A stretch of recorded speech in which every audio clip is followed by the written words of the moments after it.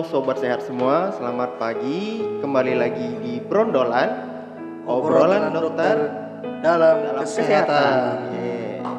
Kita bertemu lagi bersama saya Verga dan Dan- narasumber kita pada pagi ini yaitu Dr. Arif Tirtana. Halo, Gimana kabarnya dok? alhamdulillah sehat Ya. Verga gimana kabarnya? Sehat ya? Sehat. Oke. Kita harus selalu jaga kesehatan. Iya. Ya baik. Pada pagi ini kita akan mengangkat sebuah tema yaitu penyakit yang sering atau sudah biasa kita kenal dengan istilah medis yaitu faringitis. Tapi kebanyakan orang awam belum tahu faringitis ini apa. Padahal faringitis itu bisa diistilahkan sebagai batuk pilek kalau untuk bahasa biasanya. Betul dok? Iya, betul sekali Ver. Nah, pagi ini kita akan membahas tentang faringitis ini sendiri, yaitu yang pertama apa sih faringitis itu dok? Jadi memang kasus untuk faringitis ini atau batuk pilek ini sudah tidak asing lagi kita dengar ya di masyarakat, khususnya terkadang mengenai anak-anak, dewasa, kadang tenaga pekerja atau di lingkungan masyarakat maupun di lingkungan pekerjaan perusahaan. Jadi faringitis ini mungkin dari simpelnya adalah peradangan pada tenggorokan ya Fer ya. Jadi kita bisa ketahui bahwasannya faringitis ini mudah sekali didapat disebabkan karena faktor risikonya yang sangat banyak gitu. Dan berada selalu di sekitar kita sehingga kita itu harus kasus faringitis ini merupakan kasus yang tertinggi, cukup tinggi di Indonesia dan terjadi di beberapa kota di Indonesia. Nah, di beberapa perusahaan atau tenaga pekerja perusahaan juga banyak yang mengalami gejala serupa faringitis ini. Faringitis ini secara definisi adalah radang tenggorokan berupa dengan gejala batuk pilek, ya kan? Nah, ini bisa disebabkan karena infeksi bakteri maupun virus. Nah, jadi umumnya, secara umum faringitis itu adalah proses peradangan yang terjadi di tenggorokan ya, di saluran pernapasan, sehingga kita bisa menyebutkan infeksi saluran pernapasan atas. Begitu Fer secara ini. Jadi yang biasa kita sebut faringitis ini sendiri yaitu batuk pilek itu sendiri ya dok ya? Atau ada perbedaan di tanda dan gejalanya? Iya, memang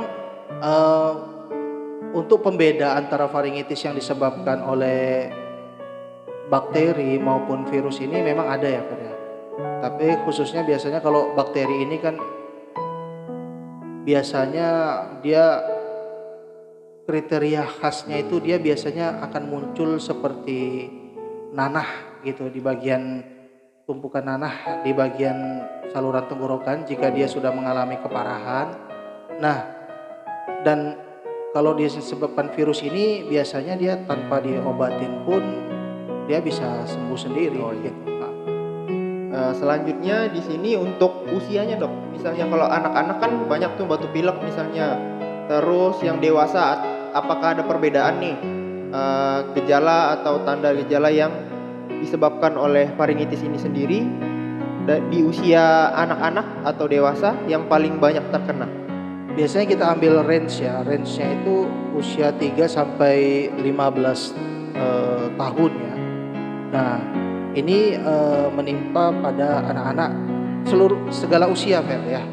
Secara umum segala usia menimpa segala usia, tapi biasanya untuk proses yang terjadi dalam faringitis ini lebih banyak mana sih anak-anak atau dewasa, itu range-nya sama Fer.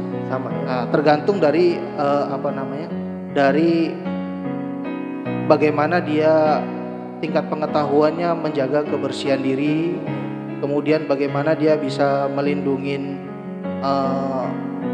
tidak terpapar udara yang kotor atau kemudian tidak mudah terinfeksi bakteri. Jadi itu pada kebersihan diri sih. Jadi salah satu penyebabnya atau faktor penyebabnya itu yaitu kebersihan diri ya dok ya? Ada yang lain lagi? Iya, kebersihan diri karena kita melihat bahwasannya faringitis ini faktor penularannya juga dari apa ya? Dari kurangnya kita menjaga kebersihan diri. Iya. Jadi sobat sehat semua, kita harus menjaga kebersihan diri untuk biasanya kalau kita sudah batuk pilek tuh berarti kurang kebersihan diri itu ya. Terus untuk faringitis itu sendiri, kadang kan misalnya orang awam nih yang terkena batuk pilek langsung beli obat di warung kayak gitu langsung antibiotik. Nah, kalau itu boleh enggak sih, Dok? Biasanya sih seharusnya sih tidak seperti itu, Fer. Ya, kita melihat bahwasannya antibiotik itu juga bisa mengakibatkan resistensi kalau tidak penggunaannya tidak sesuai, ya kan. Jadi kalau untuk tahap awal yang non infeksi dari faringitis ini biasanya dia tuh kita lihat dalam pantauan 5 sampai 7 hari. 5 sampai 5 sampai 7 hari itu kalau memang dia tidak disebabkan karena infeksi atau tidak mengalami keparahan, biasanya dia sembuh sendiri. Namun ini juga tergantung dari daya tahan tubuh orang masing-masing gitu kan. Iya. Kadang-kadang nanti kalau misalnya mungkin dia itu istirahatnya kurang, kemudian dia itu ya menjaga kebersihan dirinya kurang, otomatis kan daya tahan tubuh dia juga menurun. Iya, betul. Akibatnya ya itu tadi, dia akan mengalami gejala yang lebih berat lagi, yaitu berupa infeksi. Nah, indikatornya apa ya? Kita lihat dulu, kita dengan melakukan pola hidup yang sehat dengan mencuci tangan, kemudian kita minum air hangat, ya kan? Kemudian kita juga boleh kita mengkonsumsi obat pereda nyeri, sebab memang salah satu gejala dari faringitis ini adalah nyeri tenggorokan ya. Oh iya. Jadi kita mengkonsumsi paracetamol atau ibuprofen sebagai anti radangnya ya. Namun untuk antibiotik alangkah lebih baiknya sih kita hindari dulu sampai memang benar jelas bahwasannya itu penyebabnya adalah infeksi gitu. Oke gitu ya, Dok ya. Jadi jelas ya sobat sehat semua, jangan ini kalau untuk batuk pilek langsung beli obat ini itu. Jadi harus dilihat dulu, lebih baik dikonsulkan ke dokternya sekalian ya, Dok ya.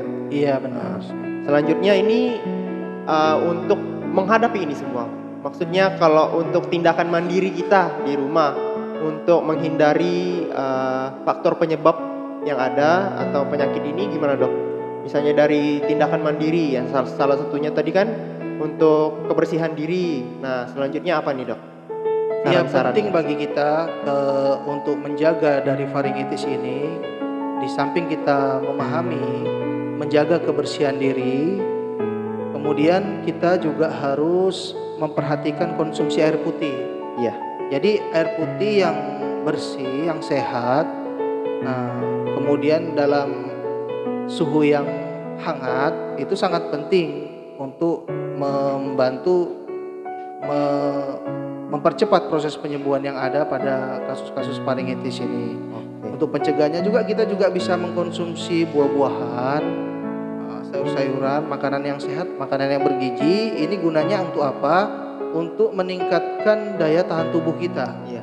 Jadi semakin tinggi sistem kekebalan tubuh kita, semakin kuat sistem kekebalan tubuh kita, maka kasus-kasus faringitis ini tidak akan menjadi parah. Iya. Itu harus penting bagi kita lakukan, untuk kita lakukan. Gitu. Jadi ini tadi untuk mencegahnya, biarpun pekerjaan kita banyak menumpuk, tapi jangan lupakan untuk menjaga kesehatan melalui makan makanan yang bergizi atau pola istirahat yang cukup. Itu semua membantu dalam meningkatkan daya tahan tubuh kita. Ya, benar sekali, Dok ya. Untuk tambahan ya, untuk penderita-penderita yang punya alergi, ini juga nggak bisa kita anggap enteng ya. Oh, iya. Artinya jika kita misalnya punya penyakit alergi seperti asma, itu kan sebabnya alergi ya kan. Iya. Nah, itu kita harus memperhatikan faktor pencetus alergi kita itu.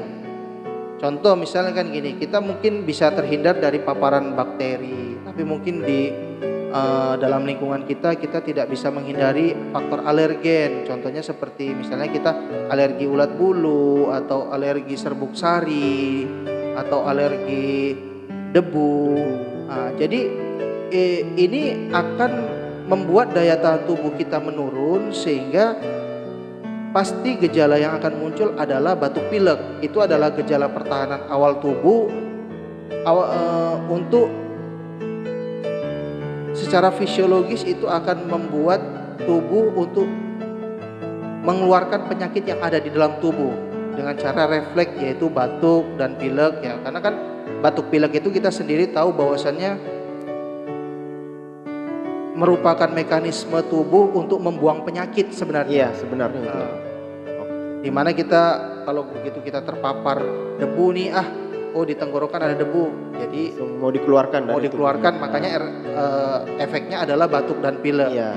Satu lagi tambahan mungkin ya, kalau untuk di rumah ya, yang penting sekali ketika kita sudah mengalami gejala yang dimaksud, kita membersihkan adalah rongga mulut kita, rongga mulut, hidung. Kita bisa kenal dengan oral nasal irigasi, di mana itu kita bisa menggunakan larutan 1 gelas air dicampur setengah garam sendok teh. Nah, itu sangat baik sekali untuk mencegah dan mengobati dari faringitis yang memang non infeksi, Fen. Iya. Baik infeksi bakteri maupun infeksi virus. Itu. Oke, luar biasa sekali ya sobat sehat semua. Untuk kita tahu gimana pencegahannya, apa itu faringitis, gejalanya, maupun di usia berapapun kita bisa terkena faringitis itu semua karena faktor lingkungan atau kebersihan diri, dan kita perlu menjaga kesehatan melalui meningkatkan daya tahan tubuh itu sendiri. Ya, benar sekali. Ya, kalau gitu luar biasa, singkat, Luar biasa. padat dan jelas. Nah, hari ini sekian pembahasan tentang faringitis. Saya Verga dan Saya Dr. Arif. Terima kasih atas perhatiannya. Kita ketemu lagi di brondolan selanjutnya. Terima kasih. Dadah.